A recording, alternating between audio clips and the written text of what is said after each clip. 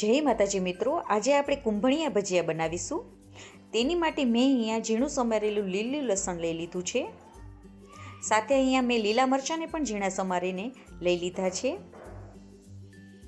સાથે આપણે અહીંયા થોડું સૂકું લસણ અને આદુને મેં ખાંડી લીધું છે, તે નાખી દઈશું.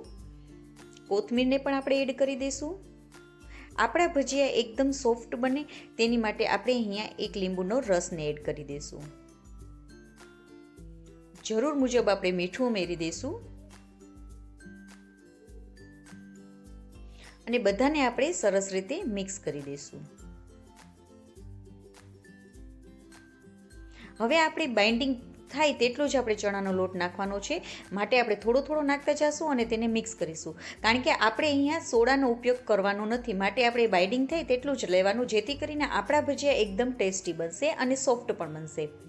હવે જરૂર પડે તો તમારે એમાં થોડું પાણી ઉમેરવાનું અને આપણા ભજીયા તેલમાં પડે તેવી રીતે આપણે તેનું બાઇન્ડિંગ કરવાનું છે. તમે જોઈ શકો છો કે આપણા ભજીયા આવી રીતે પડે તેવું મિશ્રણ આપણે રાખવાનું છે. તો આપણું મિશ્રણ રેડી થઈ ગયું છે, તો આપણે તેલ ગરમ કરવા મૂકી દઈશું. તેલ ગરમ થઈ જાય એટલે આપણે તેમાં નાના નાના ભજીયાને પાડી લેવાના છે.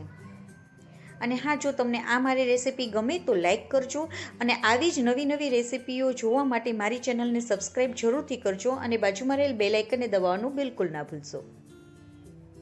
આવી રીતે આપણે બધા ભજીયાને નાખી દેવાના છે, પાડી લેવાના છે અને ગેસની ફ્લેમને આપણે ધીમી જ રાખવાની છે, જેથી કરીને તે અંદરથી પણ ભજીયા આપણા સરસ રીતે તળાઈ જાય. તો આપણા ભજીયા રેડી થઈ ગયા છે. આવી રીતે આપણે બધા ભજીયાને કરી લેવાના છે. અને જો તમને આ મારી રેસીપી ગમી હોય તો લાઈક જરૂરથી કરજો. જય માતાજી મિત્રો.